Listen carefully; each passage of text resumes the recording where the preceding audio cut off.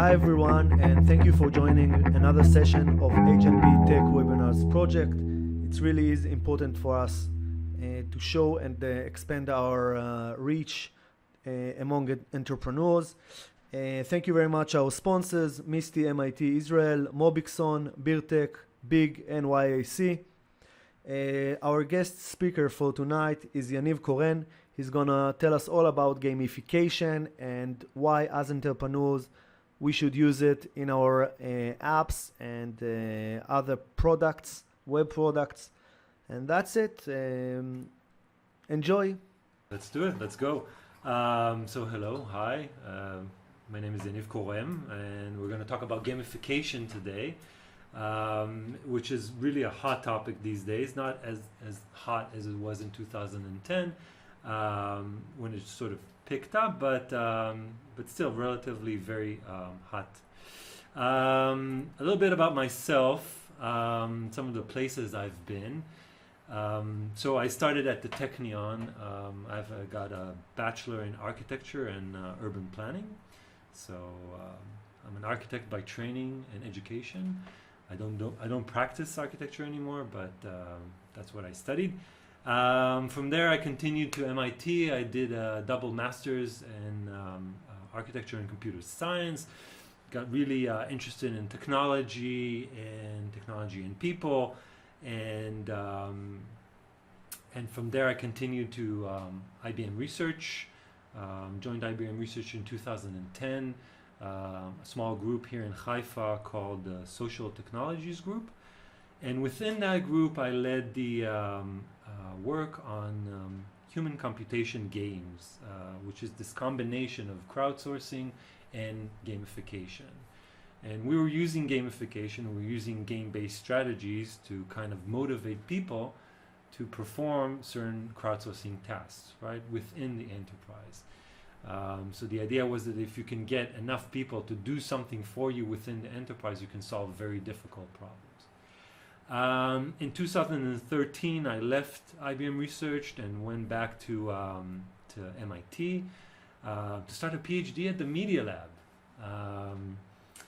But then after a year, I discovered that I really didn't want to do a PhD and I didn't want to be at the Media Lab. So I sort of quit. I didn't sort of quit, I quit. And I came back to Israel. But during that year, I got a really wonderful chance to be part of Mass Challenge, be a mentor in Mass Challenge, and work with a lot of wonderful startups. Beginning of 2014, I came back to Israel and started Playful Labs, which is what I do today. I am the CEO of Playful Labs.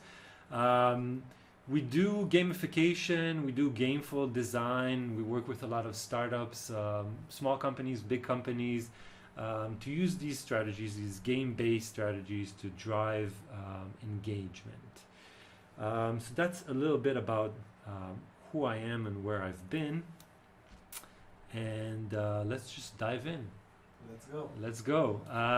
The game plan for the day, since we're going to be talking about gamification, the game plan is very simple. We're going to talk a little bit about the why it's important for you to know about gamification, and we're going to talk a little bit about the engagement crisis.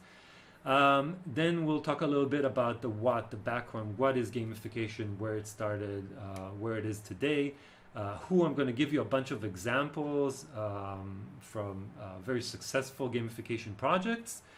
Then we're going to talk about the how, two flavors to the how, the do-it-yourself. If you wanted to build a gamification solution, how would you do that? Or on the other hand, if you wanted to use a ready-made, out-of-the-box platform, how would you do that? And we'll wrap up with some next steps and where to go from here. So, in case you didn't know, we are in the midst of a crisis. Okay, it's an engagement crisis. That's partially because while technology has given us a lot of great things, you know, the iPhone, smartphones, social networks, this ultra connectedness to everything and everyone, and soon enough self-driving cars, right? Technology is great, but it has also created a lot of disengagement. Okay, and this is from a recent campaign on the topic. That sort of speaks for itself. This dad, instead of connecting with his son over breakfast, is busy watching some YouTube video on his smartphone and becoming disengaged, right, from the important things, and more critically, these things that are vital to our survival as a human species. People are more interested in their chat or WhatsApp or whatever before they go to sleep and as soon as they wake up. Actually, a lot of research has shown that the first thing that people do in the morning is right. You reach out for your phone. That's the first thing that you do, and it's probably the first or the last thing that you do before you go to bed. So there's a lot of disengagement that comes from technology. And one of the main places that we see that happening is in the workplace. Okay, and this is just one of many studies that's been done recently. This one is by Dale Carnegie Training, where they looked at employment engagement, and they define employee engagement as the emotional and functional commitment an employee has to his or her organization, right? So it's how much the employee sees himself or herself as part of the organization. And it turns out that there is a real crisis here. There is a lot of disengagement going on. So if you look at the numbers on the right side, just 29% of the workforce is considered engaged. Okay, and these are optimistic predictions. I've seen studies that show much lower numbers, like 13. Okay, if you look at the other numbers, nearly half of the workforce is not engaged, and more than a quarter is actively disengaged. Okay, and this is a reason to be worried, because these are people who are actively sabotaging your organization. Okay, they're actively disengaged. They don't really care about what it is that you're trying to do. And on the left side, you can actually see some numbers and how this disengagement manifests itself. Okay, we're talking a lot of money that's being lost here. Another, an industry, if you will, that suffers today from disengagement is the education industry. And you can see that 1.2 million students, drop out every year out of school. And that translates to about 7,000 every day, which is 1 every 26 seconds. That's a lot. Okay, that's a lot of disengaged teens dropping out of school. And on the right side, it's kind of funny that the United States ranks 12th among countries for percentage of adults, 25 to 34, with college disease, which is worse than New Zealand, right? And if you think about the United States and New Zealand, what's up with that? So this is a cause for concern, and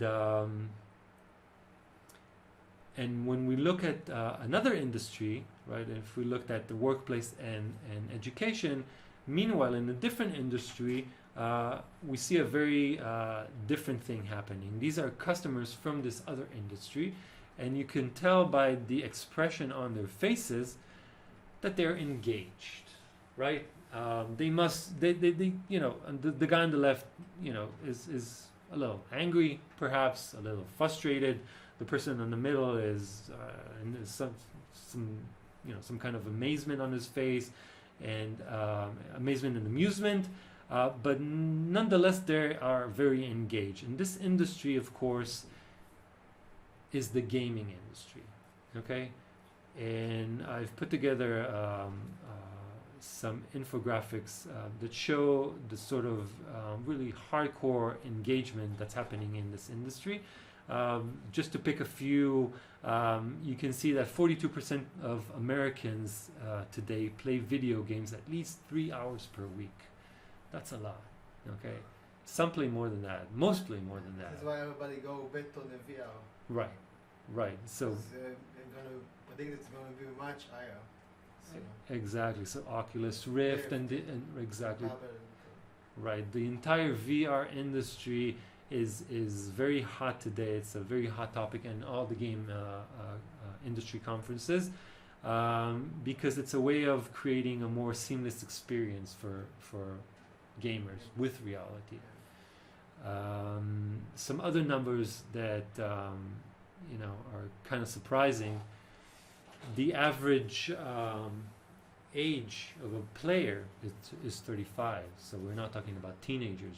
We're talking about grown-ups, right? Who work a full time 40 hours a week, sorry, and then go off home and play another 20 hours a week, a part-time job on their video games. You can see that 54% of players play multiplayer games, so it's very social, right? It's about connecting with other people. So this gaming industry is sort of enjoying a surge in engagement and social interaction, and we sort of ask ourselves why is this happening? Why is this happening here and not in other industries such as the workplace and the education? And I've given you here just 5 takeaways of why I think this is happening, and of course there are many others. So the 5 takeaways are fun. Okay, first and foremost, games are fun, and not just one kind of fun. There are different kinds of fun. Okay, so it's easy fun, it's hard fun, it's puzzles, it's social, it's serious. It's different kinds of fun. There's fun for every type of person. Okay, they're safe. They're safe to try and fail. Okay, there are no consequences to what happens, and you can always restart. So once the game is over, you can just rstart the game. In a game, you get a lot of feedback, which is something that's really missing in our everyday life. Right? We crave feedback in everything that we do. And games give you that. So I'm recording this webinar with you, and I'm not seeing like +5 skill level, +1 experience level. I'm getting no feedback. But in the game world, you're getting constant feedback. You always know where you are, right, and where you're going. Right, you can always level up. So there's constant feedback, and we need that. You also you mentioned rewards. We get rewards in games all the time. We don't get them in real life as much, right? So that's another thing. And they reinforce good habits, right? They create these sort of habit loops, right, and help us create better habits. And the last takeaway is flow, which is this theory by Hungarian psychologist Mihaly Csikszentmihalyi,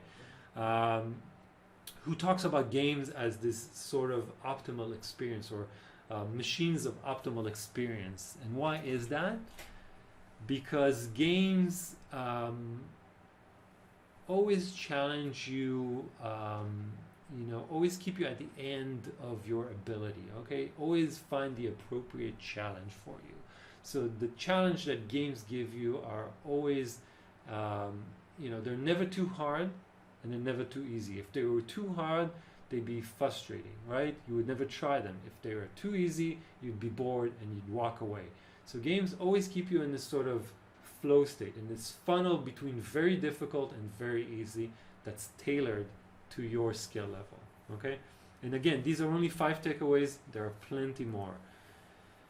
So again, the question here is, how can we leverage everything that's good about games to help solve real-world problems? This is, in a sense, the question that I'm trying to answer with Playful Apps. And I sort of look at this as, I call this, this is where gamification comes in. I call this the sushi model of gamification. So your workplace, your education curriculum, all these things are your white, bland rice, right? That nobody wants to eat. But then as soon as you wrap it in seaweed and add some fish, okay, and some vegetables and some sauces, suddenly it gets a lot of flavor. And that's gamification, okay? Just to put it in context. So let's talk about the background for gamification. Where did it come from? Where did it start? Turns out that gamification, the term itself, was coined way back in 2002, 2003, by this guy called Nick Pelling. And Nick Pelling at the time was an unsuccessful game designer, if you will. Some of his game projects were being cancelled. He was being sued by this large game publisher. He wasn't doing very well, and at some point he said, you know, the hell with it, left everything and went back to get an MBA. Right? He thought, I'm going to go and get an MBA and clear my mind and then think about the next thing. And as he was doing his MBA, he came up with this idea, which he called gamification, which was applying game-like accelerated user interface design to make electronic transactions both enjoyable and fun and fast. What does that mean? So he was looking at all these game user interfaces that he was designing, and these user interfaces were made to be engaging, were made to get people to press buttons, right, to move sliders, to engage, to touch, to do something. And then he was looking at all these electronic devices, electronic transaction devices like ATMs, like vending machines, right? All these things that are extremely boring, right, and very tedious. Very gray. Right, very gray and hard to use, right? Not very compelling, very slow. Many times you walk to an ATM and you see some person with a bewildered face, you know, trying to figure out, how do I work this thing? And this is a really simple machine, but yet, you know, people struggle with it. So he thought, okay, here's an idea. Why don't we use the same tactics for creating these engaging gaming interfaces for these really boring gray, you know, electronic transaction machines? And so he came up with this idea of gamification, and he hated the word, but he said, okay, I know this word is going to stick, right? There's something in the word that's going to stick. And so he started his consulting company called Conundra in 2004, I think. It ran for a couple of years, and it was a complete failure. Like his games, it didn't take off. And, you know, the world, I guess, was not ready for gamification. He closed Conundra, and the world forgot about gamification until 2010. And then all of a sudden, if you look at Google Trends, you'll see that in 2010, there's like a huge surge in searches, you know, regarding gamification. And what happened in 2010? There are a lot of assumptions. I'm going to give you my take on it, which I think has to do with three main things. One is the demographic shift, right? Generation Y, the millennials. In 2010, many of these teenagers from the late 80s, beginning 90s started moving into the workforce, and these are people who grew up on, you know, games, on internet, on dynamic, multitasking environments.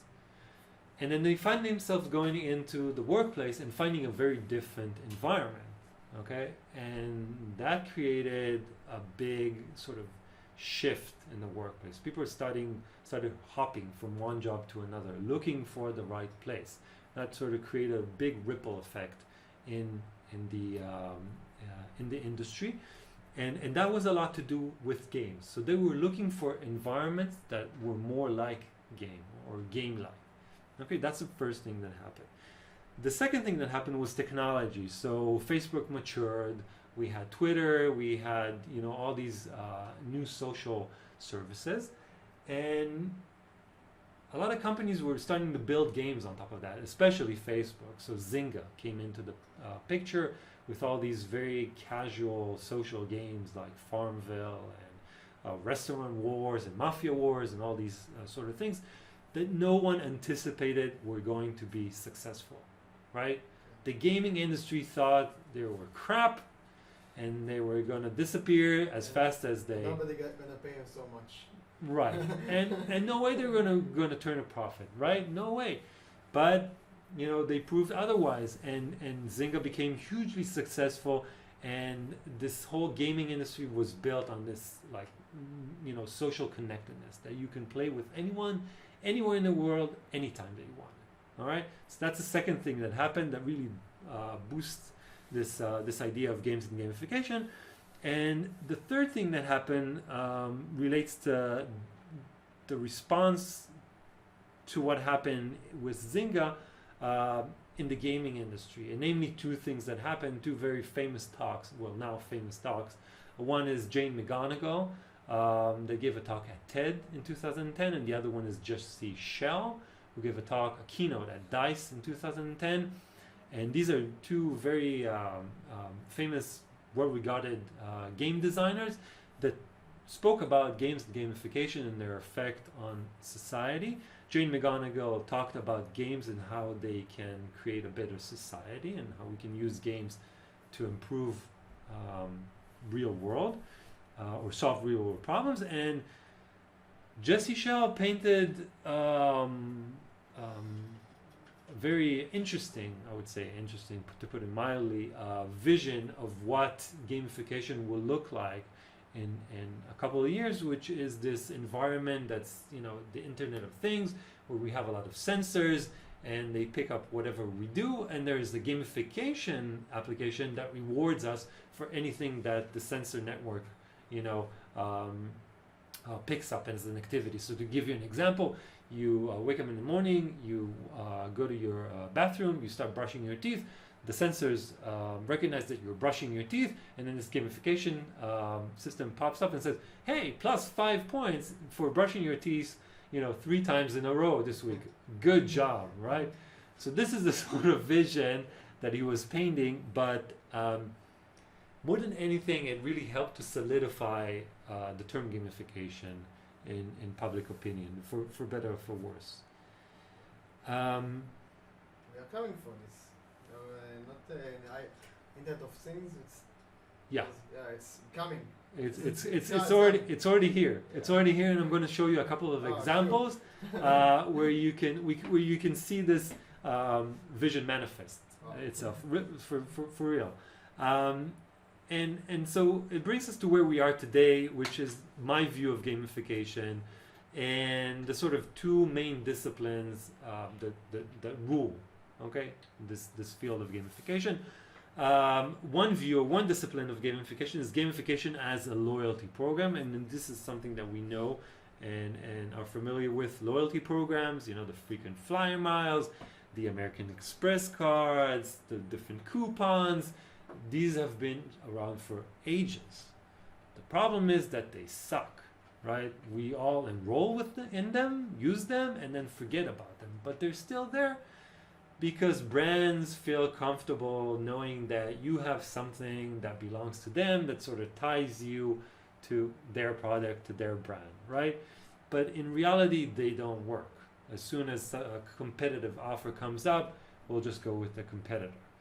So gamification builds on that to incorporate other things, other game mechanics, such as different rewards, such as different levels, status, access to different content, to new content, social relatedness, all these new game mechanics to enhance these loyalty programs. Okay, so one way of looking at gamification, and probably the most popular today, is as an enhanced type of loyalty program, which also takes, also leverages big data, right? So all these companies are collecting a lot of data about people, and so gamification knows how to take this data and build on that, right? React to it in real time. So you did something, you get feedback, gamified feedback in real time. You did this, you get this reward. Whereas in previous occasions in loyalty programs, you came in, it was very passive. You came into the shop, you swiped your card, you were a loyal member, or you were part of a club, you got the discount or you didn't get the discount, and then you went home, okay? It wasn't tailored to you, it wasn't, it wasn't active, it wasn't activating you, all right? And an example of this sort of view of gamification is the loyalty program is what Starbucks did with their My Rewards program. So they've integrated, this is sort of their enhanced loyalty program, their gamified program. There they incorporated different game mechanics, levels. So you can see you're a gold level, right, as opposed to like, I don't know, silver or bronze level. So you progress in levels. That gives you a unique status, some bragging rights, because it's also connected to a social network. So everyone knows that you're a gold level. They've incorporated collections, so you have to do certain things and collect certain things in order to get new rewards or unlock certain things. You get a lot of feedback about how many cups of coffee you drank and how you're doing in this sort of gamified experience. The look and feel is very gamey with the stars and everything. And they've also incorporated their own currency, right? So the stars are part of the gamified currency that translates into real currency, money, etc. Starbucks products and things like that. Okay, so that's one view, the loyalty program type of view. The other view of gamification, the other discipline, is gamification as an experience or gameful design.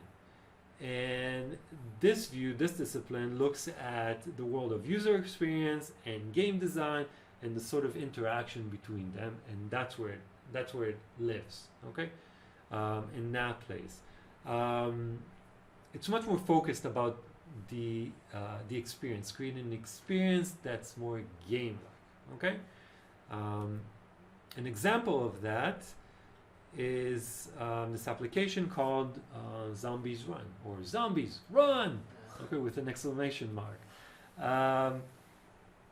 As we know, Americans are fascinated with zombies for some reason. There are many movies about zombies. And this application builds on that to create a running application. So this is like Runkeeper, okay? But it takes this activity of running, which is very, for most people, it's kind of boring to run, okay?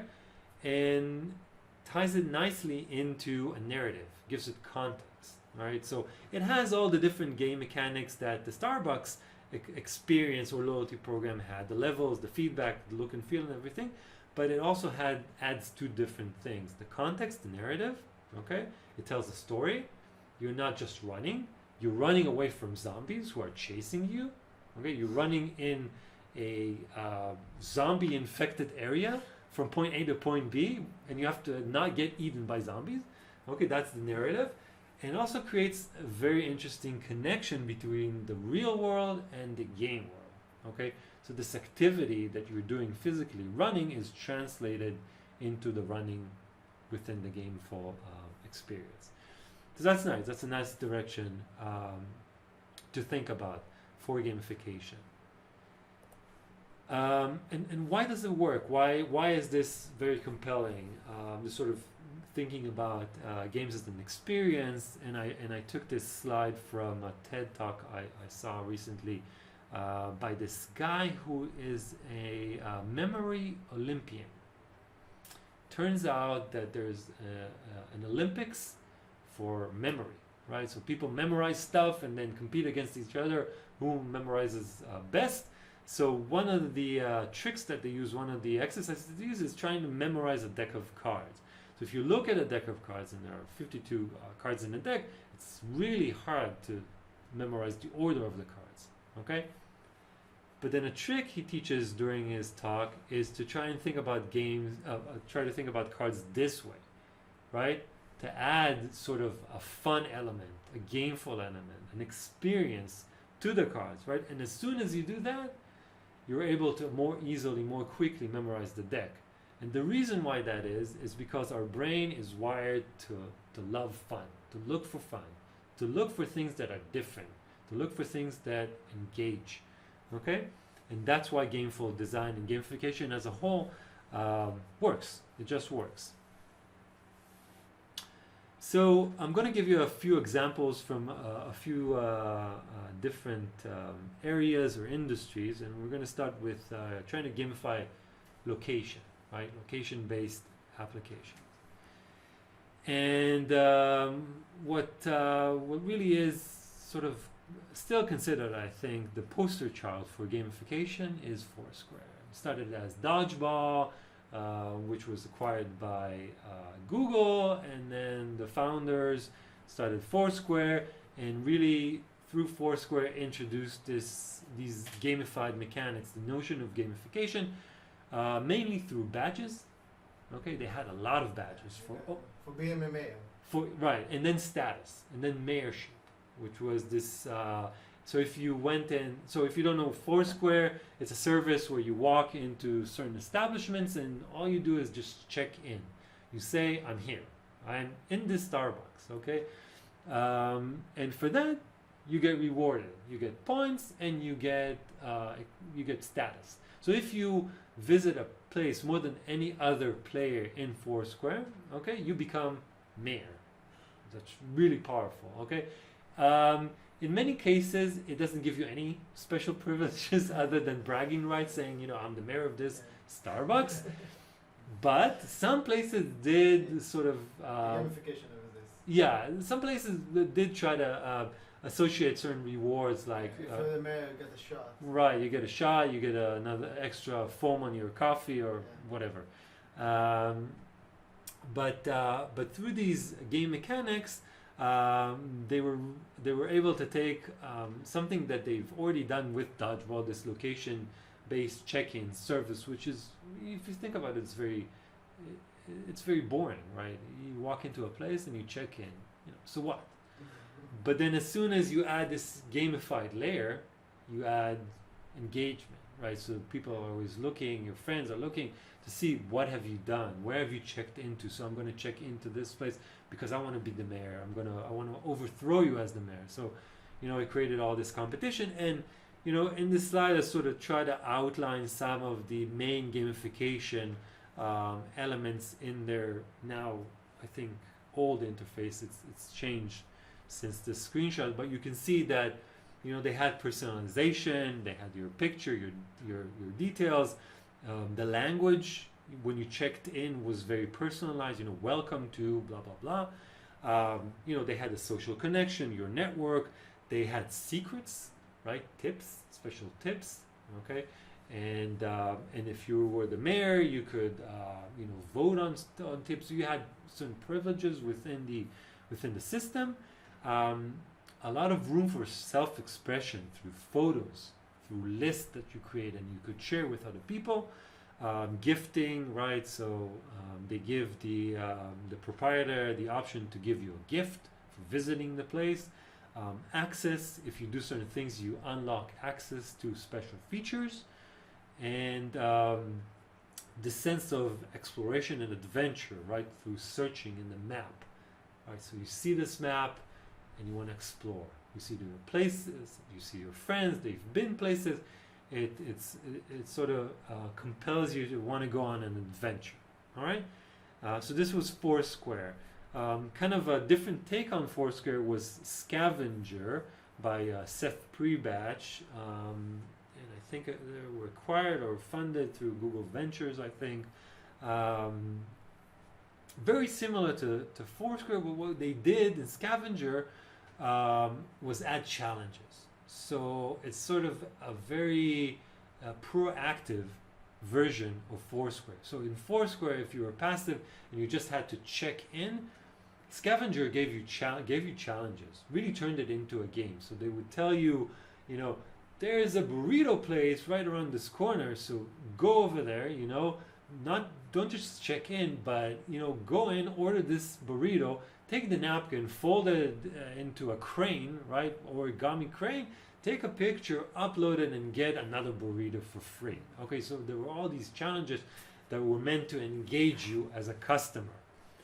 And they did a couple of very successful, big, huge campaigns. One was with Coca-Cola during Black Friday in a few of the major malls in the United States. I think one of the challenges was that you had to run around the mall as you were, doing your shopping. You were crazy, and whenever you saw someone holding a can or a bottle of Coca-Cola, you had to take a picture of the two of you high-fiving each other, and upload that and get, I don't know, it says earn a $9 gift card, and so you get more, money to do more shopping during Black Friday. So that's sort of a different take on gamifying location-based services. Many examples in the well-being space. I'm just going to give you again two very good, very popular examples. One is Nike Plus, which again, similar to Zombies Run, took a much more conservative approach to gamifying the running experience, but nevertheless, that's what they've done. You can see that they've added goals, they've added challenges, they want to turn it into a game, a competition. They give you a coach. It becomes a team effort. You're competing against other runners. There's a social network. So, it's a whole gamified experience. It's not a game, okay?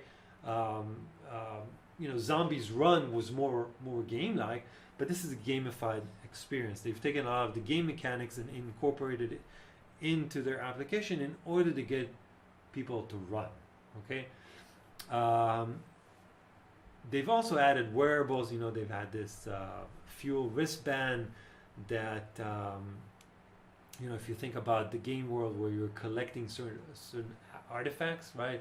So you have this special sword, and you buy this special spell and things like that. So they've added this wristband, so it gives you special powers, right? You're able to collect Nike Plus fuel, which again translates into points and game currency, which then you can translate into real products. Okay, so that's Nike Plus.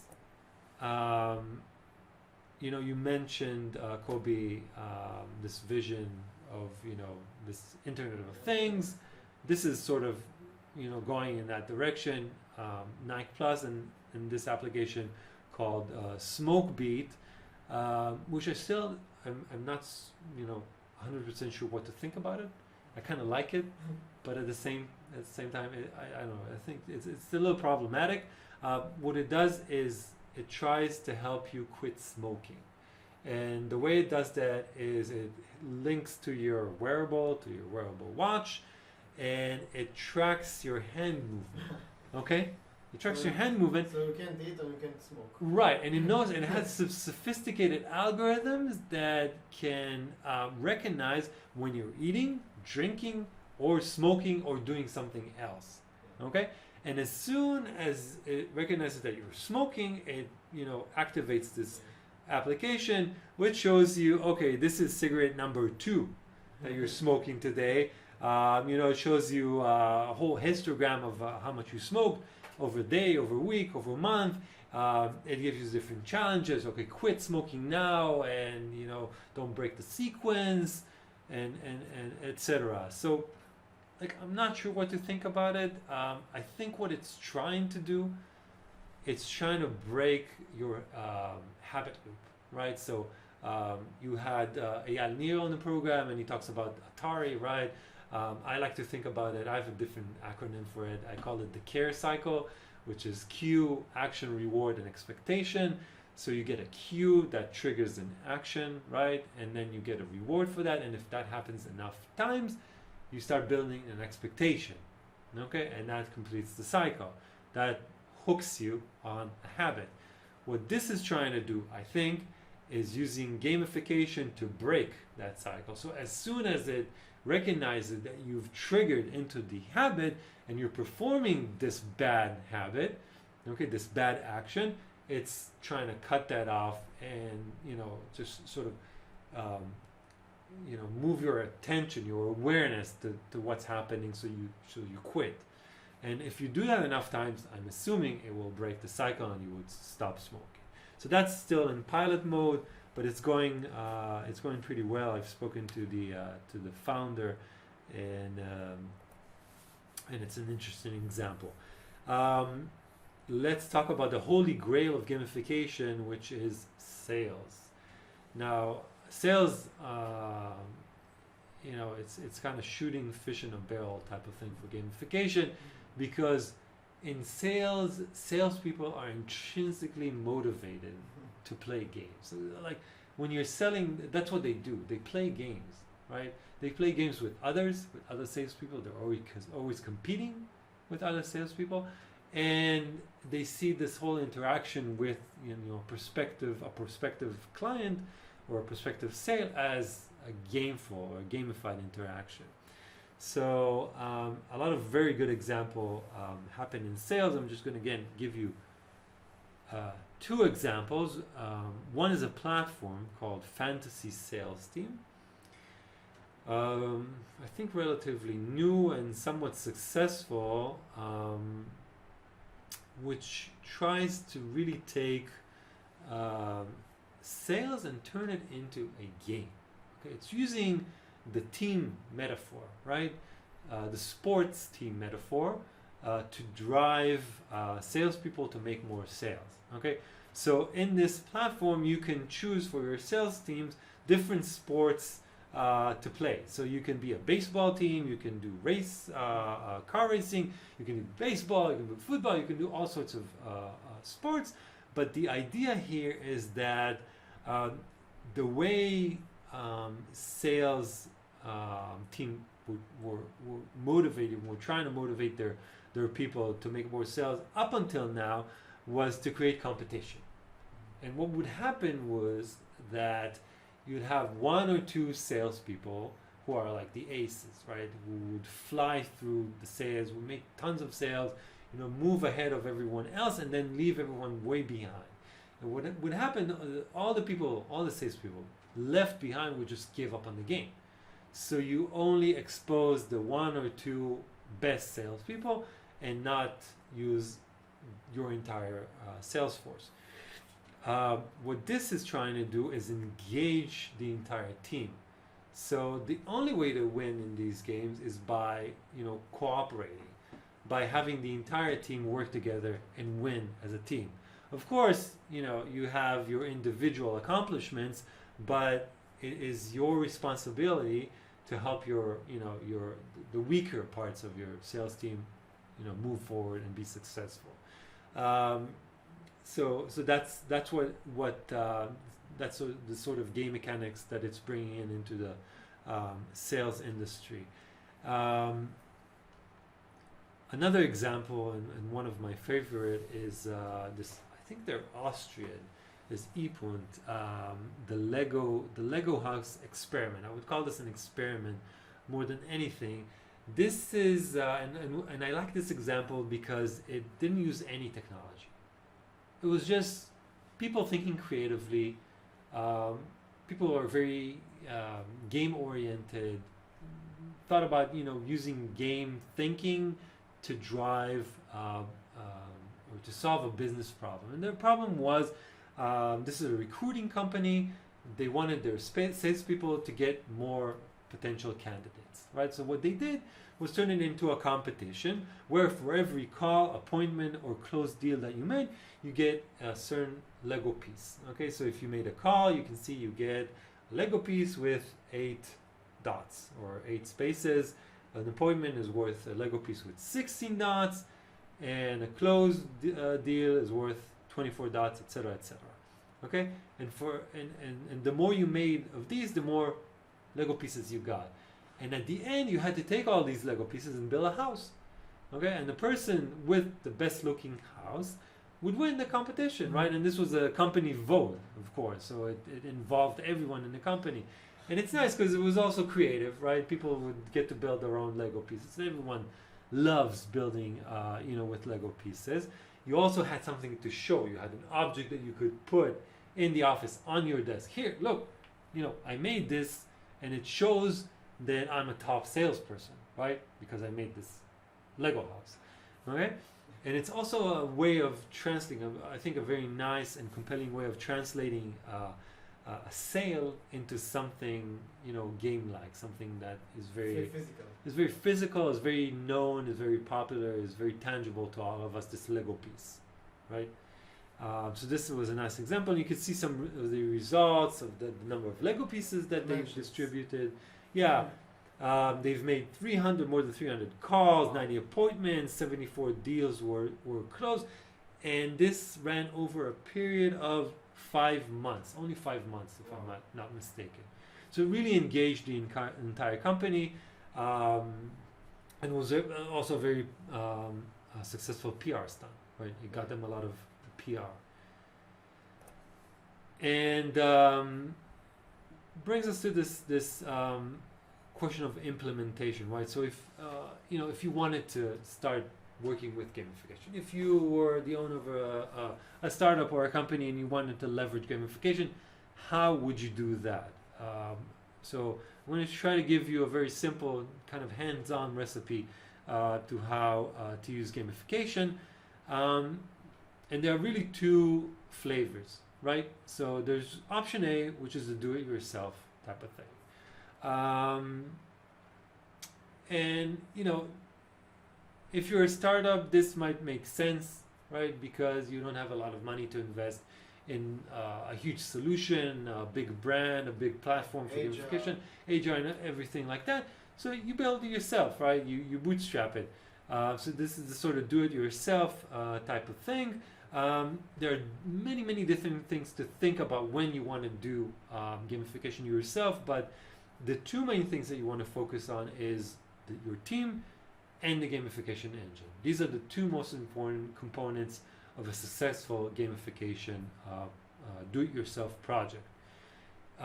In terms of the team, you want to make sure you've got a product manager, UI, UX. Most startups sort of combine these two together, right? So the product also does a little bit of UI, UX, which doesn't make a lot of sense, but I guess that's what happens. And of course, a developer. And I would recommend a gamification expert, or try to grow one of these roles into an in-house gamification expert, which today is not extremely difficult because you got a lot of resources, right? You go on Google, type gamification, get a lot of videos, courses, lectures. There's a Coursera by a colleague of mine, Kevin Verback. Yeah, I heard that. You took that? Yeah, it's amazing. Hugely successful. I know Kevin very well. He's awesome, and You've been in Israel. he's been in. I brought him to Israel, right? And we organized a workshop for him. And I'm still working with him at Wharton, and it's a really great course. He's a terrific guy, and you've got a lot of others, but it's not too difficult to get into gamification now, and sort of figure out what's going on and what works and what doesn't, and it's important for you to have the product manager that's going to look at the strategy aspects of gamification, and the UI UX person who's going to look at the user experience aspects of gamification. Okay, and they're very different. So if there's one person who's doing both, he has to combine these two somehow. Sorry. And if you don't want to do it yourself, then get a gamification expert externally who would come and mentor your team. And the gamification, really crucial. It's sort of the the bread and butter of your gamification experience. If it's trivial, if it's very simple, it's too simple, it won't work, it won't create the engagement. A gamification gamification engine essentially is a rule-based decision making system. You've got events from users coming in, you've got some sort of logic going on inside this sort of black box, this engine, and a response coming out the other end. And what this engine does is it maps different user actions and events to certain outcomes. So if this mapping is too one-to-ones, too trivial, the engagement is going to suck, and the project will be a failure. So it has to have some complexity in it. We're going to jump next to a platform, and I'm going to show you an example of how that happens. If you're going to build it yourself, look at existing platforms, look at open source platforms, look at how they've done it, and try to model that to make sure it's robust enough. And again, option B is, and this is becoming more and more popular today, is to just use a ready-made, out-of-the-box platform. Why is this becoming more and more popular? Cost benefit, costs are going down, benefit is obvious. Tons of platform out there, big companies, small companies who offer different solutions. Out of this whole list I've comprised, there are others, there are always new ones popping up, but two of them are Israeli actually, Gamification and CaptainUp, two very successful companies with really great gamification products. Gamification recently, I think, got 3 million in funding, so they had a very successful round recently, so they're moving up. CaptainUp, we're going to talk about them next. Again, very simple to integrate into any website, and again, there are other platforms. Some of these are open source, so you might as well look into them and see if they're an option for you. I mentioned CaptainUp. I want to walk you through a very, very simple tutorial, a few screenshots of how CaptainUp works, just to give you an example of how a gamification platform works, okay, and how easy it is to integrate it into your solution. So CaptainUp works these days with a lot of gaming sites and e-commerce sites, but they are always venturing into new markets, and I think that because their solution is so easy to integrate, they're going to be very popular in a lot of other markets very soon. I would definitely keep an eye on them. What CaptainUp does is, as soon as you integrate their widget, their solution, they have an API into your website, into your product. You can see on the right-hand side what they call the HUD, the heads-up display, which is sort of this badge that gives you some gamified statistics about the level of engagement or your level of engagement with this website, with this solution. Okay, so far I've earned like 34 points on this site. I am level start, and I've got this weird badge, and I can do some sharing. But as I engage more and more with the site, I get more points, I get more badges, I get different sharing options, etc. If you press this HUD display, okay, you get this pop-up on your screen with 3 tabs: the profile, the community, and the challenges. The profile shows you your player profile. In this case, it's anonymous. It shows you some statistics, the number of badges, the number of points. It also shows you a progress bar to show you where you stand, how many points you need to advance to the next stage, and your feed, what's happening in your network, what's happening in your game space. Currently that's empty, but I'll show you an example where it's full, and some of the badges that you can earn. Okay, so it's sort of teasing you to engage more with the sites, to get or unlock more badges, get more feeds, and progress on the progress bar. If you move forward, you see the community tab on the left side and the challenges tab on the right side. And now you can see that on community side, it's full. It's showing you a leaderboard. Very important to show you who are the leaders in this community. These might be people that you know, could be complete strangers that you want to follow, you want to keep an eye on.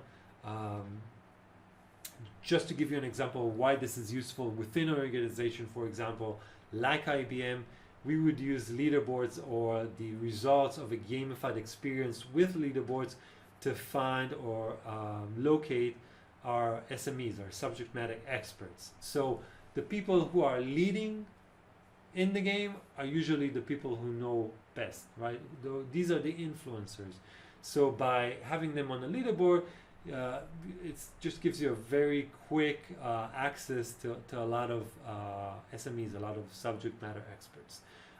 So you have this leaderboard, you see your community feed and what's happening, and it's sort of engaging you to, maybe get the secret admirer badge or the one of us badge and things like that. Moving on to the challenges, again, it's showing you how many points you have, how many you need to advance to the next level. It's showing you what you get points for the sort of activity. If you tweet, you get 15 points. A post on Google Plus gets you 25 points, etc.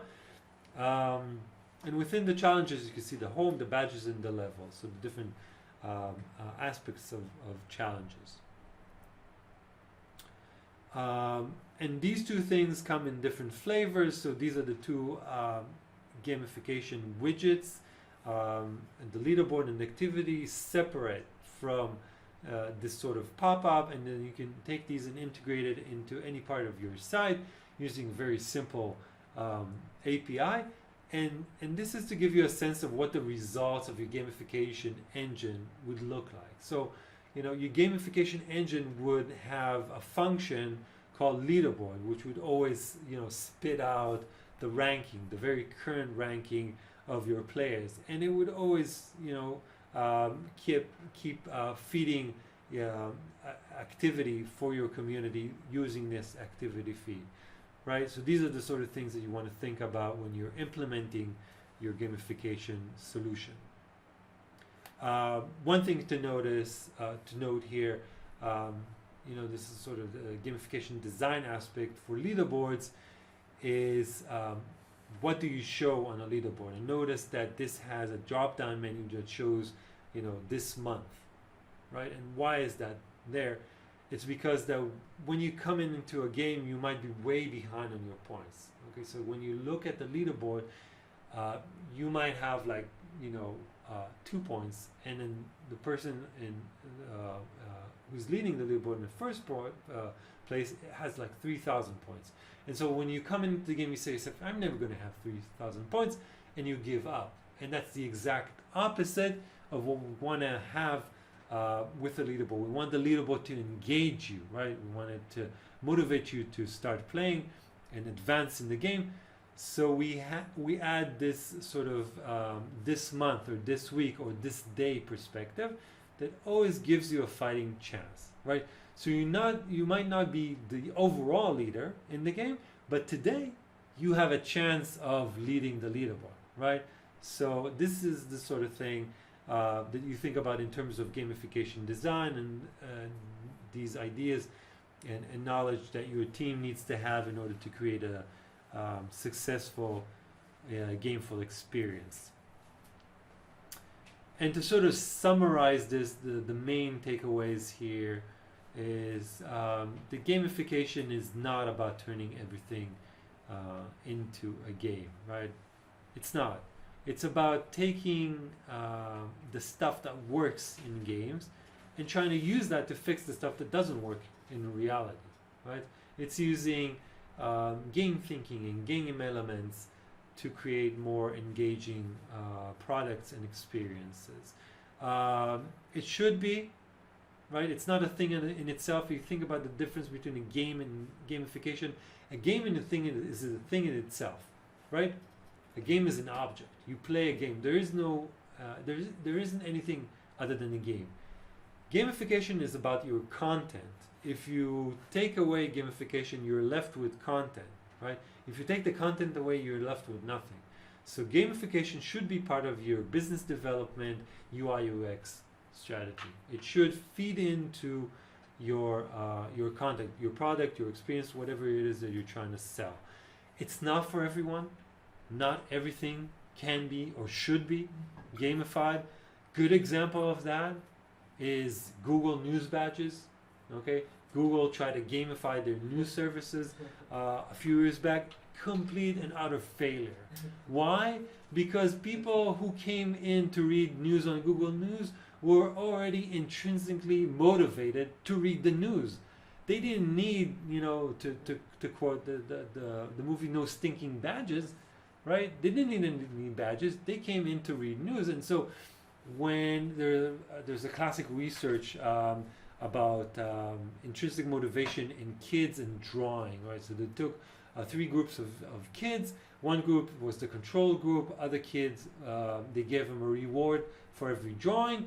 And the third group, they gave them a reward every other time for drawing, okay? And they showed that the motivation increased in the group that got rewards from time to time because it was unexpected, it came as a surprise. And the group that associated the reward to drawing stopped drawing completely, right? Engagement went down. This is what happened with Google badges, okay? As soon as you got rewarded for reading, you didn't feel like reading anymore, right? So it's not for everyone. You do your homework or you consult a specialist to understand your space. And I'm here to tell you that gamification works. It's been around since 2010. We've had 5 years now to test it. It works. You have compelling results, statistics, findings, research that show that it can and does increase engagement, improve training and learning, and a bunch of other things. But it has to be done correctly. Okay? Thank you. So we'll take perhaps one or two questions. One question you already answered, so you ruined my surprise. It was how to do I avoid over concentration in the gaming effect, Right. like in my application. But I guess you already answered that. So what should I do next? Let's say I want to check my project, my entrepreneur. Like I have a startup, I have an app or web application. Right. What do I do next? What do you do next? First and foremost, again, do your homework, do some research. There is a ton of stuff about gamification out there. Try to figure out, and usually it's also sort of categorized. Okay, so try to find your category and see if there have been any other similar projects done, and if they were successful or were failures, and try to learn from that. That's the first thing that you should do. And then, and we didn't talk about this, the sort of lean startup methodology. Adopt that in gamification as well. Don't spend a lot of time trying to build complex gamification strategy into your product. Just try and test it, right? Add a gamified feature, see what happens, right? Run the analytics. Is it increasing engagement? Is it decreasing? Are people, what are people thoughts about this new feature? Is it hard to relate to bond with a new feature? Right. Your customers will tell you immediately if it looks weird. So for some applications, like for Waze, this sort of stuff works. I don't know if you noticed, but they have like different voices for navigation, and they've recently incorporated Arnold Schwarzenegger's Genesis voice, which is genius. I have Arnold with me every single drive, right? But I miss Yuval Membulbal. The what? Yuval Membulbal. Right. Yeah, I miss it. You miss Yuval Membulbal, right? But I mean, Arnold is great. I know where you're going. Take a left here. I know where you're going. I'll be back. And they put even if you go in a new road, after a while they give you like, ta-da! Right, they give you points. Like, right. They're trying to do more gamification. Right, and they had this experiment where they turned you into a Pac-Man. Did you see that? Yeah. Your car suddenly turned into a Pac-Man, and then you had to drive like a Pac-Man to eat, the little dots and avoid like obstacles, and they would use that to map. And it's just genius. Use that to map different routes, right? Unexplored routes. Yes. So this is a company. This is a business model where gamification works. Right? It works because people have learned to expect the unexpected. But there are other industries where people are intrinsically motivated to do something like reading, like consuming content and things like that you have to be very, very, very careful how you incorporate gamification. Okay? Great. Sounds great. Do you have anything? Yeah, I Anything have there? a question. Like everybody now talk about Slack, the app, Slack. slash web application that everybody use. Right. And now it's been a big number, big. How can I say it? Everybody then talk Hype. about hype. Right. Very hype. Like, do you think that their own gamification help them achieve this goal? If Slack's gamification helped them achieve, sure. I mean, they were very sophisticated in how they introduced Slack. I think there was, you could say there were sort of aspects of gamification in that, sort of. Inner chat. Yeah, the inner chat, the connectedness, the way of, the way you interacted, a new way of interacting with your team. This sort of play on different hashtags and things like that. So a lot of self-expression. You could create your own hashtags. You could kind of goof off, right? In the way that you tag your data, tag your interactions, create a channel, so that sort of gives you a certain status. So you had a lot of these gamification elements in there, which certainly helped. Overall, I think it's just a great product. Yeah. I mean, it just works. So- and gamification just, it helped. So part of the sandbox definitely should be the sandbox of your, as a user, for your user experience, should be to put gamification parts in it. Exactly. And it should also always augment the experience, right? It shouldn't replace the experience. Make it much richer. Right. So Slack had a really good thing going on. They really thought about the user experience, but then they enhanced it with gamification mechanics. That should be your thinking going into this. Brilliant. Yeah. Great. So thank you very much, Yaniv. Thank you very much. It was great. Thank you for having me. Thank you. You're welcome. We are sure gonna implement some of these tips. Product. Gamify your in our webinar. post. Yeah. Perhaps from here we can go and play basketball. Sounds good. Sounds good. Okay. So thank you very much, our audience, for being with us for another webinar, Agent B Tech Webinars project. We hope to see you on the next one as well. Have a lovely doing whatever you do. See you. Thank you. Bye. Bye.